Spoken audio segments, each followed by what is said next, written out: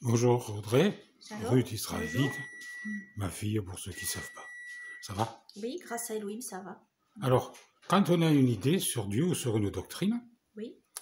que faut-il faire? Faut-il faire correspondre notre idée à ce que la Bible dit, c'est-à-dire faire dire à la Bible ce qu'on pense, ou faut-il adapter notre pensée à ce que la Bible dit? C'est-à-dire qu'il y a des gens, je vais préciser, bon, ils ont une idée de Dieu, bon, et ils croient en quelque chose. Ils pensent que ce qu'ils pensent est vrai. Donc, ils vont chercher dans la Bible quelque chose qui va conforter leur pensée. Voilà.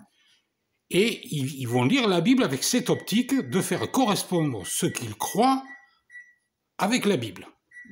Donc, fatalement, à un moment donné, ils vont essayer de tordre un peu, de changer les explications, de changer l'interprétation pour faire dire à la Bible ce qu'eux croient.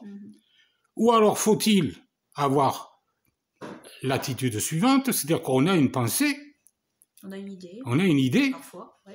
mais la bonne attitude, c'est quoi? C'est d'être flexible. C'est d'être flexible et de faire correspondre notre idée à ce que la Bible dit, Savoir changer. au lieu de faire correspondre la Bible à ce que nous, l'idée que nous nous faisons nous. Savoir changer. Savoir changer, en fait. Il faut savoir changer dans la mesure où la Bible nous montre que nous avons Voilà, tort. exactement. Voilà. Voilà, parce que ça peut arriver, on a parfois des idées, on a parfois, voilà, on pense, on aime certaines idées aussi, et ça peut arriver que c'est vrai qu'on essaye de faire correspondre avec nos idées avec la Bible, mais en fait, à un moment donné, quand on voit que, quand on fait des recherches et qu'on voit que de plus en plus la Bible contredit notre idée en réalité, eh bien, il faut savoir changer. Voilà, tout simplement, il faut savoir s'humilier devant Elohim et puis changer. Oui, parce que changer d'avis pour que, adopter la pensée de Dieu véritablement et ce que dit vraiment la parole d'Elohim. Donc voilà. Et même au début, dès qu'on voit que bon, ça ne correspond pas, même au début, eh bien, il faut savoir changer, il faut savoir se poser des questions, se remettre en question, en fait. Voilà, c'est ça. Il faut savoir se questionner. Parce qu'on a des idées auxquelles on tient des fois. Ouais. Puis on n'a pas envie, de croire certaines choses ou que les choses soient comme certains le disent ou comme le dit la Bible. Oui, ça arrive, alors on se dit oui, mais la Bible ne dit pas exactement ça. Oui, alors on va essayer de trouver pourquoi elle dit ça. En fait, et puis on va essayer de trouver d'autres versets qui contredisent ça. Vous voyez, là ça ne dit pas ça. Ce qu'il y a, c'est que bon, souvent ils ne tiennent pas compte aussi d'autres facteurs et d'autres versets et d'autres passages aussi, bien sûr. On ne peut pas faire une doctrine avec un verset. Non, il faut que tout colle. Il faut que tout colle avec le reste. Oui, voilà, c'est ça en fait. C'est prendre un seul verset, essayer après de faire correspondre avec les autres. Non, il faut vraiment que l'ensemble soit harmonieux et que le tout corresponde en réalité. Et quand ça ne colle pas, il faut chercher l'explication. Et puis quand on a un verset qu'on ne sait pas, en fait, c'est la majorité du reste des Saintes Écritures qui prime. Oui, parce qu'il y en a qui sortent une doctrine avec un verset, et puis après vous avez les 99 autres sur 100 qui disent l'inverse. Voilà, donc en fait c'est le 99 autres. Ceux-là, ils n'en tiennent pas compte. Voilà. Oui, mais c'est le reste qui compte en réalité. Donc ça, ils sont contents parce qu'ils en trouvé un qui dit comme eux, mais les 99 autres qui disent le contraire, ça, ils ne veulent pas savoir. Oui, donc c'est la majorité de les Saintes Écritures qu'il faut prendre. Il peut y arriver... Parce qu'en fait, la Bible ne se contredit pas, elle se complète. Oui, voilà. Alors il peut arriver qu'il y ait des versets un peu obscurs, parce qu'on n'a pas toutes les explications, on n'a pas toute la lumière. Et puis il y a une question de traduction. S'ils tombent sur une mauvaise traduction, ça peut aussi les induire en erreur, parce que quand on revient à l'original, on voit que c'est pas traduit exactement comme ça. En plus, et puis il faut prendre vraiment la majorité du texte biblique et que ça corresponde en fait. Voilà, c'est ça en fait. Parce qu'il y a un verset qui dit mes pensées, et l'Éternel dit mes pensées, Dieu dit mes pensées ne sont pas vos pensées et mes voix ne sont pas vos voix, dit l'Éternel. Cherche-moi-le. Car autant l'Orient est éloigné de l'Occident, autant mes pensées sont éloignées de vos pensées. Et je crois qu'il a rajouté maison d'Israël, mais on va lire le passage. Alors moi aussi j'ai changé depuis que je me suis converti. Mais vous savez, moi j'ai fait des erreurs aussi dans mes recherches parfois quand j'ai dit des choses, dans certaines choses que j'ai enseignées. Et puis Elohim m'a montré après, à force de chercher dans les Saintes Écritures, que j'avais tort. Et voilà, en fait, faut savoir en fait dire qu'on a tort. Alors si tu dis ça, ils vont dire qui dit que tu n'as pas tort maintenant. Écoutez, pour savoir si j'ai tort, ou si j'ai raison. Il vous suffit de regarder dans les Saintes Écritures pour savoir. Oui. Hein, tout simplement. Alors, j'ai des certitudes. J'ai des certitudes. Elles n'ont pas changé, ces certitudes. J'en ai toujours des certitudes que j'ai eues d'avant et que je les ai, qui ont même été confirmées de plus en plus. Ça ne changerait jamais là-dessus. C'est certitude de la foi véritable, absolue. C'est le socle de la foi. Après, c'est sur certains enseignements, sur certaines choses de la Bible. Voilà. Mais c'est... Voilà. Je sais, il faut savoir changer. Oui, j'allais dire quelque chose et j'ai oublié. Et voilà, je t'ai fait oublier, mais ça arrive parfois. Je ne sais plus ce que c'était, mais mes pensées ne sont pas vos pensées, donc. Oui.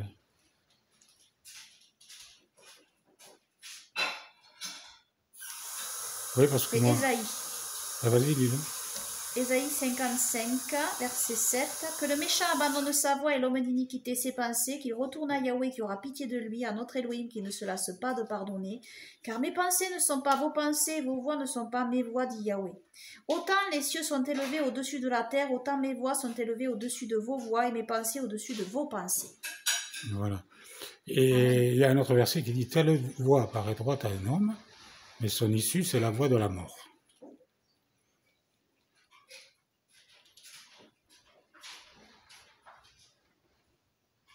C'est Proverbe 14, 12. Alors, à partir du verset 11, la maison des méchants sera détruite, mais la tente des hommes droits fleurira. Telle voie paraît droite à un homme, mais son issue, c'est la voie de la mort. Au milieu même du rire, le cœur peut être affligé et la joie peut finir par la détresse. Alors, il y a des gens qui croient être dans la vérité, il y en a beaucoup. Hein. Dans des fausses religions, il y en a beaucoup. Ouais. Et même quelquefois chez les vrais croyants qui croient être dans la vérité pour certaines choses et qui ne le sont pas. Ouais. Parce qu'ils ont tellement envie de croire ce qu'ils croient qu'ils ne sont pas prêts à changer. Alors, il y a deux catégories de gens. Il y a ceux qui ne savent pas. Oui, qui commettent des erreurs. Et qui ne savent pas. Et puis, il y a ceux qui ne veulent pas savoir. Ouais. Et ça, c'est grave. Ceux qui disent non, je ne veux pas savoir. Puis, il y a ceux qui sont prêts à changer si Elohim le leur montre. Voilà, c'est ça. Ils sont prêts à changer. Ouais. Mais bon, ils ne sont pas convaincus, mais ils sont prêts à changer. Ça prend du temps, c'est ça la bonne attitude, Après, c'est d'être prêt à changer si Dieu nous le montre. Exactement. Voilà. Comme Paul a dit à certains, si vous êtes en quelque point dans notre avis, Dieu vous éclairera aussi là-dessus. Ouais. Il parle à des gens qui étaient prêts à changer, c'est-à-dire bien disposés, si Elohim le leur montre. Parce que vous savez, le but... Et puis il y en a qui ne sont pas prêts à changer, même si Elohim leur montre. Ça, c'est grave. Vous savez, le but, c'est pas d'avoir raison, en fait, à tout prix. Ce qui compte, c'est ce que Dieu dit, en fait. Hein, c'est-à-dire, parce que parfois... En fait, il faut savoir s'humilier, en fait. Voilà. Il faut savoir s'humilier. Et vous savez, reconnaître qu'on se trompe à un moment donné, demander pardon à Elohim de s'être trompé aux gens, en fait, ben c'est s'humilier, en fait. C'est vrai que ça demande un certain effort. Voilà, on n'a pas trop envie, mais en fait, il faut le faire. Il faut s'humilier devant Dieu.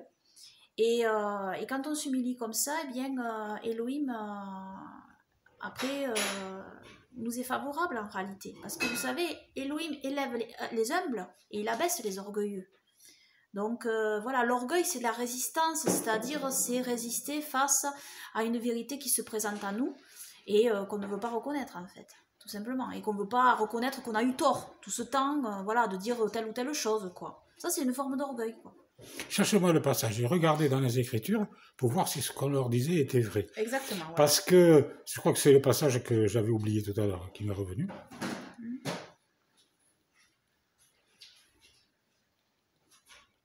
Oui, alors les premiers croyants, c'est quand les apôtres arrivaient, ils leur prêchaient, ils disaient attendez, c'est bon, ce que vous me dites, d'accord, mais moi je vais vérifier pour voir si c'est vrai. Voilà. Et à qui ils allaient demander? Alors ils n'allaient pas demander à quelqu'un d'autre qui prêchait ou à quelqu'un qui parlait. Non, ils allaient regarder dans les Écritures. Et les Écritures, c'était quoi à cette époque? C'était pas les lettres de Paul, c'était pas les lettres de Jacques, c'était pas l'Évangile de Jean, c'était pas l'Évangile. C'était pas le nouveau, ce qu'on appelle, ce que vous appelez maintenant, comme moi j'appelle plus, le Nouveau Testament, la deuxième partie de la Bible. C'était pas ça dans quoi ils regardaient. Ils regardaient dans quoi, Audrey? Dans la Torah et les prophètes. Pourquoi? Et parce que non, mais parce qu'il y avait que ça. Oui, bien sûr. Il n'y avait pas le Nouveau Testament. Non, oui, tout à fait. Ouais. Alors, si vous voulez voir si ce qu'on dit est vrai, regardez. Voilà. Aussitôt les frères, c'est Acte 17 à partir du verset 10, aussitôt les frères firent partir de nuit Paul et Silas pour Bérée.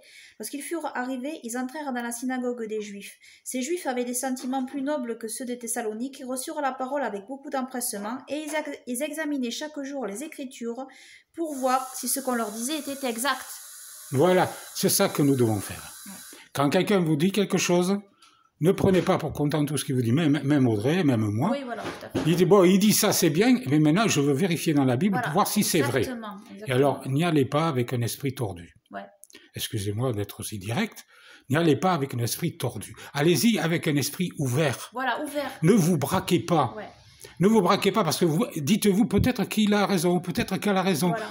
Mais si vous n'êtes pas sûr, il faut vérifier. Ouais. Et après, c'est le Seigneur qui va vous convaincre avec l'Écriture. Parce qu'une doctrine qui sort du contexte de l'Écriture, souvent, ça ne vient pas du Seigneur. Oui. Ça ne vient pas de Dieu. Bon, une conviction, oui. Par exemple, est-ce que je dois aller là-bas aujourd'hui? Est-ce que je dois faire... C'est pas écrit dans la Bible. Hein. Oui, ça, c'est le Seigneur qui va vous diriger. Ou pour autre chose aussi. Ouais. Mais pour l'essentiel, par exemple pour le calendrier ou pour d'autres choses, eh bien, pour suivre la Torah, regardez dans la Bible. Voilà. Les lettres de Paul, ne prenez pas une partie de ce que Paul a dit qui est mal compris et mal interprété. Ouais. Regardez tout ce que Paul a dit. Vous allez voir qu'à un moment donné, il dit le contraire de ce qu'il dit à certains endroits. Attendez, il semble dire le contraire. Il ne dit pas le contraire. Parce qu'à un moment donné, on tient, les évangéliques surtout et d'autres ne tiennent pas compte du contexte dans lequel il parle, pourquoi il dit ça. Et souvent, les phrases sont mal interprétées parce qu'ils font du mot à mot, du littéralisme. Et c'est du littéralisme qui, quelquefois, est mal traduit à certains moments, mais du littéralisme qui ne tient pas compte du contexte et des gens à qui il parle. Et pourquoi il dit ça? Et très souvent, parce qu'il y a des mots à double sens aussi en français. Hein? Oui, tout à fait. Voilà. Et très souvent, j'ai remarqué que de l'apôtre Paul, c'est un verset qui est cité comme ça. Un verset, pris. Voilà. Mais très souvent, vous prenez les deux versets qui sont au-dessus et vous comprenez ce que dit l'apôtre Paul. En réalité, ils prennent un verset et ils en tordent le sens. Hein? Ouais. Voilà. Et si vous prenez les deux versets au-dessus, ben là, ça devient plus clair de suite. Comme dit Pierre, il dit que dans les lettres de Paul, il cherche le passage, dans lesquels il y a des points difficiles à comprendre et dont les personnes mal affermies tordent le sens pour leur propre ruine. Alors tordre Paul, c'est pas difficile, parce qu'en fait, quand il dit mangez de tout ce qui se vend sur le marché sans vous inquiéter de rien, il parle de quoi? Et Audrey, il parle de quoi? Manger de tout sans vous inquiéter de rien. En réalité, il parle il parle de viande pure, hein, mais il parle de marchés païens en réalité, où il y avait au milieu de ces marchés-là, il y avait des temples païens. Et donc ces viandes étaient parfois achetées sur ces marchés pour être amenées dans ces temples qui étaient au milieu de ces marchés. Oui, mais c'était viande pure. Voilà. Pas chère. Mais on n'était pas obligé de les amener dans ces temples. Mais certains avaient une conscience tellement... voilà, que ces viandes pures-là, ils culpabilisaient pour les manger. Alors quand il disait manger de tout ce qui se vend sur le marché, il parlait de ces viandes-là, qui étaient pures, mais qui avaient été offertes à des... Non, elles n'ont pas été offertes. Elles étaient dans des marchés où il y avait des temples païens et elles pouvaient être achetées là pour être apportées dans des temples païens. Eh bien, elles pouvaient être offertes dans des temples païens. Oui, mais elles n'avaient pas été offertes à des idoles, c'est ça que je veux dire. Mais elles pouvaient l'être. Oui, elles pouvaient l'être. Évidemment, puisqu'ils les achetaient pour les amener dans des temples. Qu'est-ce qu'ils faisaient dans les temples avec? Oui, mais je veux pas... C'est ça que je veux dire. Oui, mais je veux pas qu'ils croient qu'elles avaient été offertes déjà. Oui. C'est-à-dire qu'elles pouvaient être offertes après. Voilà c'est pas ça. Oui, c'est une grande différence. Oui, mais on se rejoint parce que ces viandes étaient destinées à être sacrifiées à des temples. Pas toutes. C'est-à-dire qu'elles pouvaient être apportées, mais la personne qui l'achetait sur le marché n'était pas obligée de l'amener au temple. Et tu as dit qu'ils amenaient au temple? Pas tous. Pas tous. Pas tous, c'est comme être au milieu de marché. Certaines pouvaient être sacrifiées. Oui, certaines. Voilà. Mais elle n'était pas, quand il a acheté la viande, elle n'était pas sacrifiée. Voilà, c'est ça que je veux qu'ils comprennent. Elle pouvait l'être. Oui, après, oui. Voilà, on est d'accord. Oui. Bon, ok. Non, mais ma fille est très pointilleuse. Oui, mais parce que je veux pas que les gens comprennent mal, tu comprends? Parce qu'il y en a qui penseraient peut-être qu'elles ont déjà été offertes. Non, mais elles pouvaient. Oui. On est d'accord. Certains auraient pu penser qu'elles auraient déjà été offertes à des idoles, ce qui n'était pas le cas, parce que c'est interdit de manger une viande offerte à une idole, c'est ça que je veux dire. Merci de compléter. Oui, je complète. Elle a raison. Hein. Oui. Elle m'a fait changer d'avis, parce que des fois, au cours du temps qui est passé, dans le passé, j'ai pas toujours été d'accord avec elle dès le départ. Hein. Oui. Puis elle est arrivée à me faire changer d'avis, parce que j'ai dit, mais finalement, elle a raison. Hein. Oui. C'est vrai ce qu'elle dit. Bon. Alors, croyez, 2 Pierre chapitre 3, croyez, verset 15, à partir du verset 15, croyez que la patience de notre Seigneur est votre salut, comme notre bien-aimé frère Paul vous l'a aussi écrit, selon la sagesse qui lui a été donnée. C'est ce qu'il fait dans toutes les lettres où il parle de ces choses, dans lesquelles il y a des points difficiles à comprendre, dont les personnes ignorantes et mal affermies tordent le sens, comme celui des autres Écritures pour leur propre ruine. Alors, il y a un autre verset que prennent les évangéliques, et peut-être d'autres aussi. Tout ce que Dieu a créé est bon pour vous qu'on le prenne avec action de grâce. Et puis un autre verset qui dit tout est sanctifié par la parole. Alors ça, faut expliquer qu'est-ce que ça veut dire tout est sanctifié par la parole. Alors ils prennent par exemple du serpent, du cochon, du pangolin, de la chauve-souris. Bon, ici on le mange pas ça, mais les Chinois ils le mangent. Et s'il faut, il y a des chrétiens qui en mangent aussi. Alors qu'on sait qu'ils ont plein de virus ces animaux-là. Ouais. Est-ce qu'il y a le pangolin et c'est ce qu'il y avait le Covid-19, ça, il y a des scientifiques maintenant qui disent que oui, qu'il y est. Bon, enfin, on ne va pas polémiquer là-dessus, peu importe, qu'il y soit ou qu'il y soit pas, vous prenez le risque quand même. Il y en a d'autres, hein, ils en ont d'autres, ils en ont plein. Donc, tout ce que Dieu a créé est bon, pourvu qu'on le prenne en action de grâce. Alors, il y a quelqu'un qui a dit à un moment donné, moi, c'est pas sur Internet, hein, qui discutait, c'est pas un problème, je mange, même si c'est pas cachère, je prie, c'est sanctifié par la parole.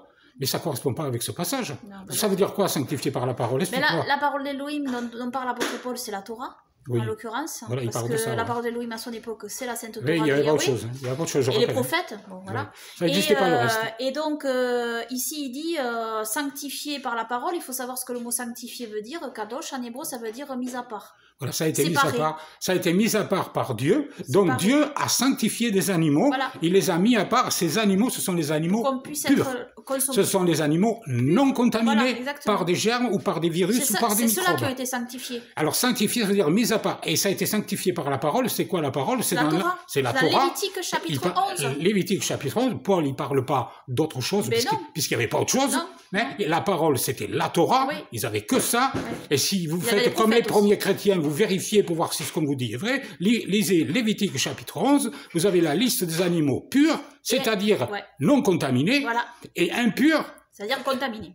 C'est-à-dire contaminés. Voilà. Alors quand vous prenez un animal impur ou contaminé, vous prenez le risque d'attraper une maladie mortelle. Voilà. Comme certains mangent des moules, des huîtres, qui sont des animaux contaminés, interdits par la Torah, c'est-à-dire qui ne sont pas sanctifiés par Elohim. Sanctifié, ça veut dire, c'est pas un truc vaporeux comme ça, quand on prie c'est sanctifié, ça veut rien dire. Non, sanctifié, ça veut dire que l'animal a été mis à part avant qu'on le mange. Voilà, bien sûr. Avant qu'on le mange. Hein? Et c'est cela qu'il veut qu'on mange. Il veut qu'on mange les animaux sanctifiés, c'est-à-dire mis à part, choisis par Dieu pour être consommés. Voilà. Non, mais ouvrez vos oreilles et ouvrez vos yeux, s'il vous plaît. Voilà. Hein? D'accord? Voilà. Bon, n'allez pas vous empoisonner avec des mets impurs. Hein? Commencez à manger cachère. Vous en porterez beaucoup mieux. Voilà, exactement. Alléluia, alléluia, alléluia, gloire à Yahweh.